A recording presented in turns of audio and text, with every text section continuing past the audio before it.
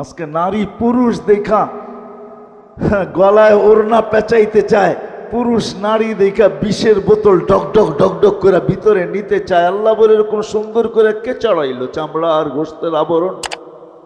আমা কুনতা সাগীরা, তুই কি ছোট ছিলি না? ফামান কাব্বারাক, তোকে বড় কে করলো? আমা কুনতা দাঈফা, তুই কি দুর্বল ছিলি না? তোকে শক্তিশালী সুঠামত কে দিল? আমা কুনতা জাহিলা, তুই কি অজ্ঞ ছিলি না? তোকে এডুকেটেড কে বানাইলো? আমা কুনতা মিসকিনা, তুই কি নিশ্চয় মার পেটের থেকে আসিস নাই? ফামান আগনাকা, তোকে স্বয়ং সম্পূর্ণ কে করলো? একটুও মনে পড়ে না? একটুও ভাবিস না? আজকে আমাদেরকে দেখলে মনে হয় আমরা ভাবিই না, মনে হয় এতটুকুই মার পেটের থেকে আসছে। কে সাজাইছে আমাদেরকে? হায় হায়, আজকে তো আল্লাহ বলতে চায় না, আল্লাহর নামও আমরা উচ্চারণ করতে চাই না, ঠিক না? অথচ আল্লাহ বললে 40 নেকি পাওয়া যায়, 40 নেকি। শুধু এটা না, নেকির মাসলা না। আমার সাথে চলেন, আমি ডাক্তার দেখায় দিব আপনাকে। আমি চিনি আমেরিকান এক ডাক্তার, যার থিওরি, তার ক্লিপ আছে আমার কাছে বয়ানের, যে মুসলমান জানে না আল্লাহ আল্লাহ করলে কি হয়। আল্লাহ লিখতে গেলে হাড়ের মতো, আল্লাহ লেখাটা হাড়ের মতো হয়, হাড়ের মতো। যদি আলিফ বেকা কইরা লেখেন আর হাটা একটু ঘুরাইয়া উঁচা কইরা লেখেন, হার্ড হয়ে যাবে, হার্ড। মুসলমান জানে না আল্লাহ আল্লাহ বললে হার্টের কোনোদিন প্রবলেম হবে না, এটা ধাক্কা লাগে যায় হার্টে। আল্লাহ আল্লাহ আল্লাহ, মুসলমান জানে না এটা। চলেন আমি দেখাইয়া দিব না, ওই ডাক্তারকে দেখাইয়া দিব, চলেন আমার সাথে আমেরিকাতে। এটা ভাইবেন না যে আমরা শুধু ঢাকা শহরেই ঘুরি, না না, আল্লাহর মেহেরবানি, আল্লাহ বহুত দুনিয়া দেখায়। মুসলমান আল্লাহ বলতে চায় না,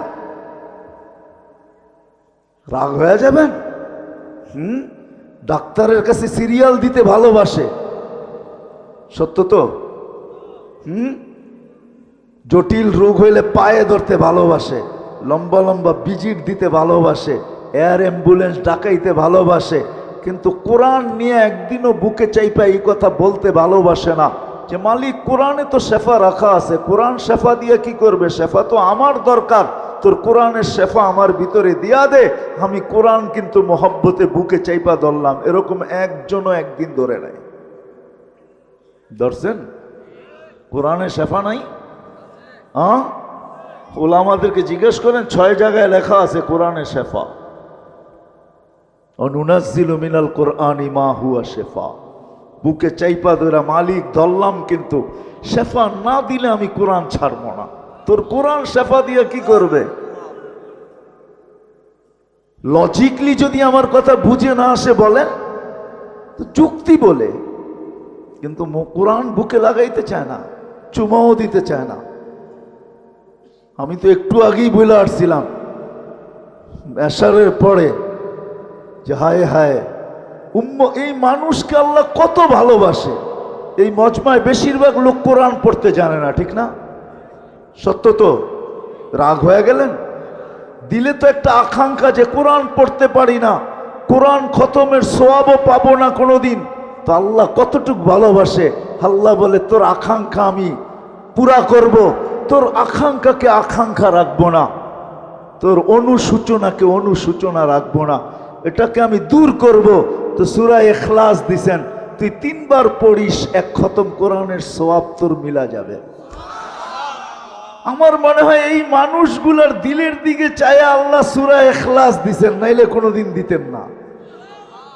এত বড় সওয়াব দিতেন না যে 1 বার পড়বে 10 পারা, 2 বার পড়বে 20 পারা, 3 বার পড়বে 30 পারা, যাতে এই লোকগুলার দিলের আকাঙ্ক্ষা না থাইকা যায় যে জীবন পার হয়ে গেল, একটা কোরআনের খতম হতো আমার নাই, সওয়াব নাই। আল্লাহ বলে 3 বার পড়, ডেলি যদি 300 বার পড়স তাহলে 100 কোরআন খতমের সওয়াব ডেলি তোর আমল নামায় লাগতে থাকবে। ওয়ালাকাদ কাররামনা বনি আদম, মানুষ তোমাকে আমি শ্রেষ্ঠত্ব দিছি, শুধু একদিকে না, মানুষ সর্বদিকে সৃষ্টির সেরা। এরকম একটা দিক নাই যেই দিকে মানুষ সৃষ্টির সেরা না। মানুষ সর্বদিকে সৃষ্টির সেরা। কোন দিকটা নিবেন যেই দিকে মানুষ সৃষ্টির সেরা না? বিবেকের দিক দিয়া যদি নেন তো মানুষের মতো বিবেক আল্লাহ কাউকে দেন নাই। বুদ্ধির দিকে যদি দেখেন তো মানুষের মতো বুদ্ধি আল্লাহ কাউকে দেন নাই। যদি দিতেন তাহলে উন্নতির মাঝে আমাদের সাথে তাদেরও প্রতিযোগিতা চলতে থাকতো, কেননা সৃষ্টি তো আর কম না। উন্নতির দিকে মানুষের সাথে কেউ প্রতিযোগিতা করতে এই পর্যন্ত কোনো প্রাণী আসে নাই, আর কোনোদিন আসবে কিনা এটাও জানা নাই। তো বুদ্ধির দিক দিয়েও মানুষ সেরা, বিবেকের দিক দিয়েও মানুষ সেরা, বিদ্যার দিক দিয়েও মানুষ সেরা, গঠনগত দিক দিয়েও মানুষ সৃষ্টির সেরা। মানুষের মতো গঠন আল্লাহ কাউকে দেন নাই। যদি দিতেন তাইলে আল্লাহ এটা কসম খায়া বলতেন, শুধু মানুষের গঠনের কথা কসম খায়া বলতেন না, লাকাদ খালাকনাল ইনসানা ফি আহসানি তাকওয়িম। মানুষ গঠনের দিক দিয়েও সবচেয়ে সুন্দর। যদি রূপের দিক দিয়া বলেন তাহলে মানুষ রূপের দিক দিয়েও সবচেয়ে সুন্দর। যদি তা না হইতো তাহলে মিশরের মেয়েদের কথা সত্য হতো। ইউসুফ আলাইহিস ইসলামের সৌন্দর্য দেখা বলছিলেন, মা হাসা লিল্লাহি হাদা বাশার, এটা মানুষ হইতেই পারে না। ইন হাদা ইল্লা মালাকুন কারীম, এটা ফেরেশতা হবে। কিন্তু আল্লাহর বুঝানোর বিষয় ছিল মানুষই এত সুন্দর হয়, ফেরেশতা এত সুন্দর হয় না। সত্য এটাই। আর কারণও আছে, ফেরেশতা দুইটা অক্ষর দিয়ে অস্তিত্বে আসছে, কুন ফাকান। আল্লাহ বলছেন হয়ে যাও, তো হয়ে গেছে। কিন্তু মানুষকে আল্লাহ দুই অক্ষর দিয়ে অস্তিত্ব দেন নাই, কুদরতি হাত দিয়া দিছেন। সমগ্র সৃষ্টিকে আল্লাহ অস্তিত্ব দিছেন 6 দিনে, কমপ্লিট, সিত্তা ইয়াম কোরআন বলে। কিন্তু আমাদের প্রত্যেককে আল্লাহ অস্তিত্ব দিয়েছেন 10 মাস সময় নিয়ে। ঠিক না? না মিরপুরের মানুষ তাড়াতাড়ি চলে আসে না, সবাই 10 মাস সময় নিয়ে আসে। এরকম কোন দিক দেখাবো আমি আপনাদেরকে? সর্বদিকে বিদ্যার দিক দিয়ে মানুষের চেয়ে বিদ্যান আল্লাহ কাউকে বানান নাই, কোনো সৃষ্টিকেও না। ফেরেশতারা তো স্বীকারোক্তি দিছে, লা ইলমা লানা ইল্লা মা আল্লামতানা, অতটুক জানি যতটুক শিখাইছেন, এর চেয়ে বেশি জানার ক্ষমতা আমাদের নাই। কিন্তু মানুষ বিদ্যাসাগরও হইতে পারে, ঠিক না? নইলে বিদ্যাসাগর কেমনে লেখা হয় যে অমুক বিদ্যাসাগর?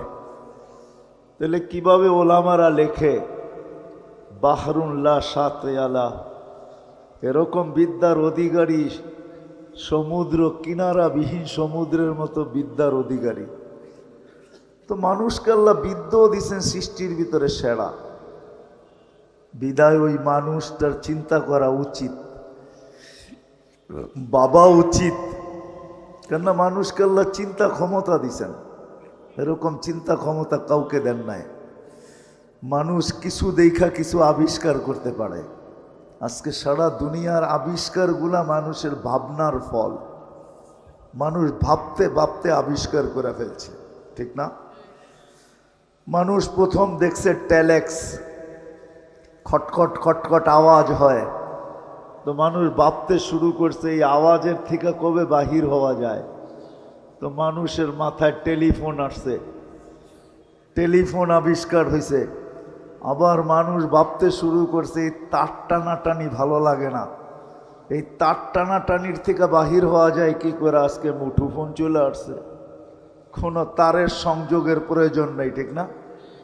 সামনে যায় আবার কি হবে আল্লাহই জানে। হবে কিছু একটা যদি দুনিয়া থাকে। মানুষের ভাবনা মানুষের মতো কাউকে দেন নাই আল্লাহ। বিদায় আমি কথা গুছায় নিয়ে আসতেছি, দীর্ঘ রাত পর্যন্ত কথা হোক এটা আমিও পছন্দ করি না।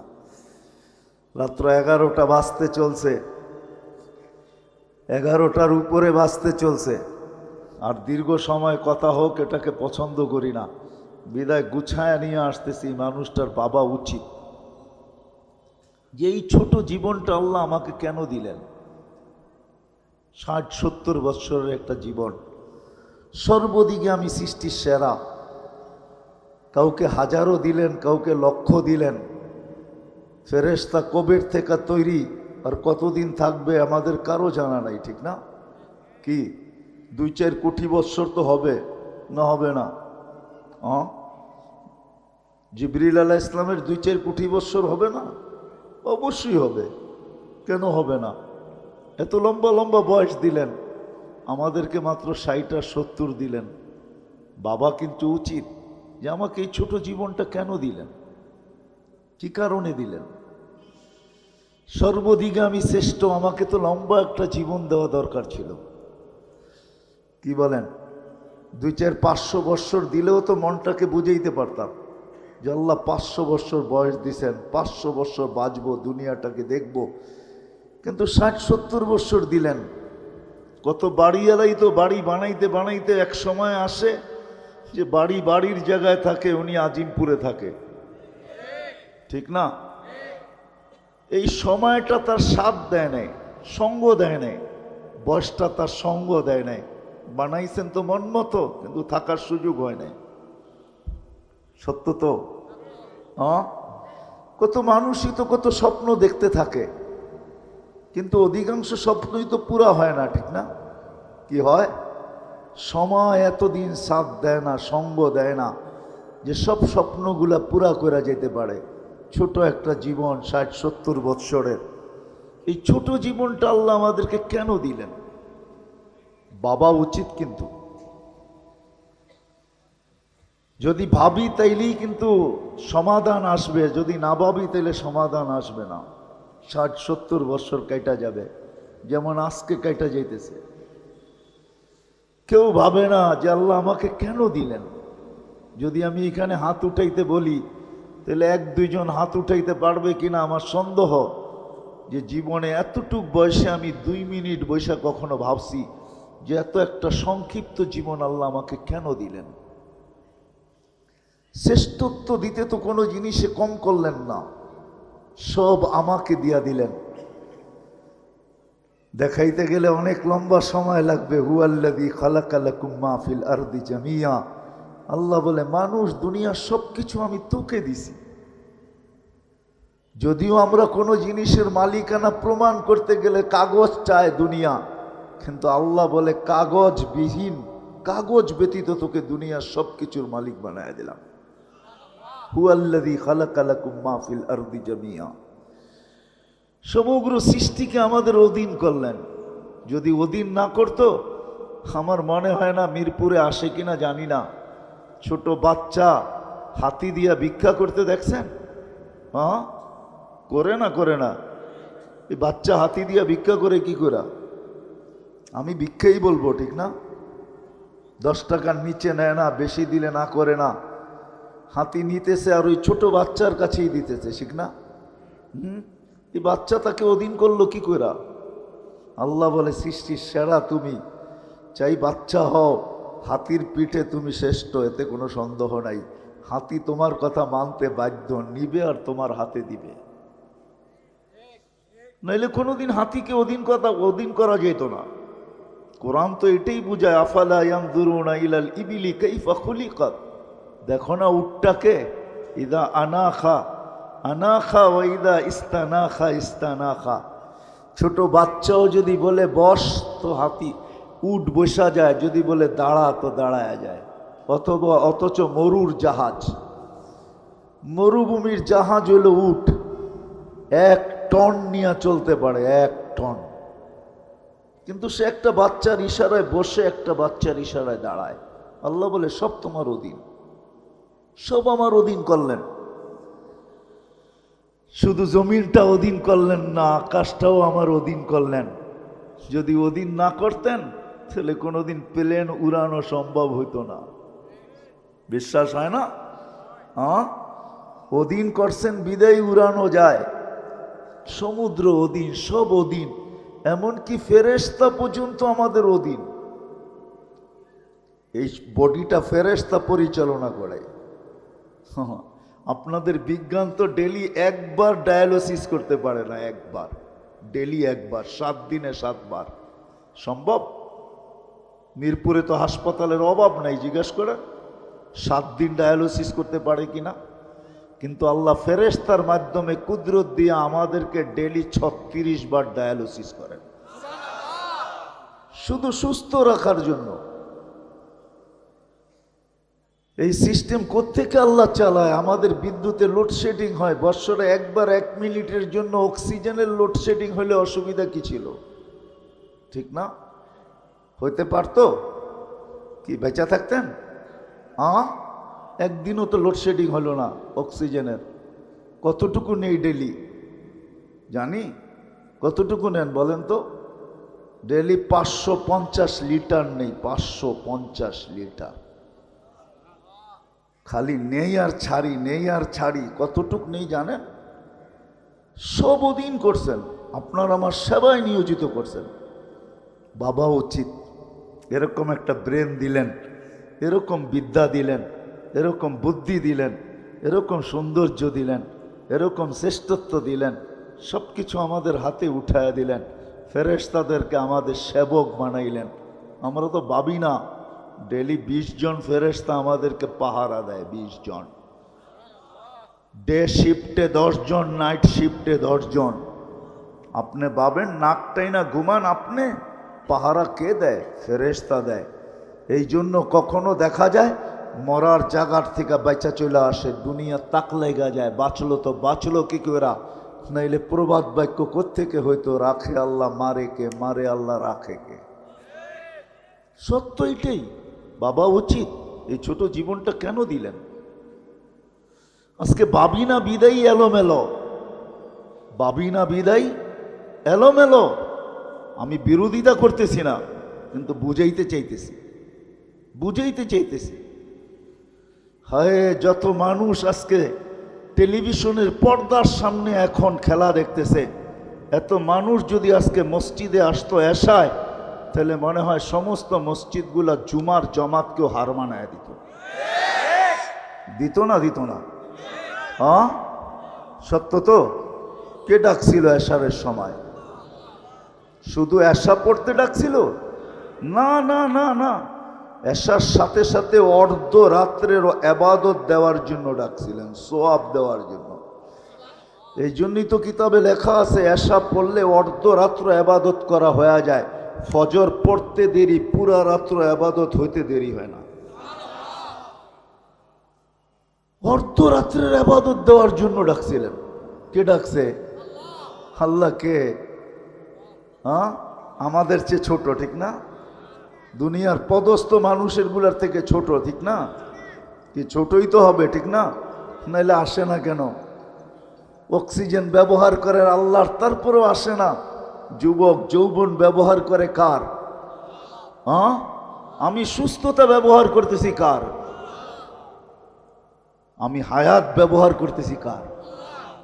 সবই তো আল্লাহর। কোন জিনিসটা আছে আমার শরীরের ভিতরে যেটা আল্লাহর না? বলেন। যদি আমার হইতো, আমরা বইলা বেড়াই জীবন আমার, যেমন খুশি তেমন কাটাবো। আমি যদি মিরপুরবাসীকে প্রশ্ন করি, জীবন যদি তোমার হয়, বলো জীবনের কোন মুহূর্তের উপরে তোমার কন্ট্রোল আছে? বলো, আমাকে যুক্তি দিয়ে বুঝান। কোন মুহূর্তের উপরে আপনার আমার কন্ট্রোল আছে? আছে? আছে? যদি থাকতো তাইলে এরকম অ্যাক্সিডেন্টগুলো হয়তো হয় কি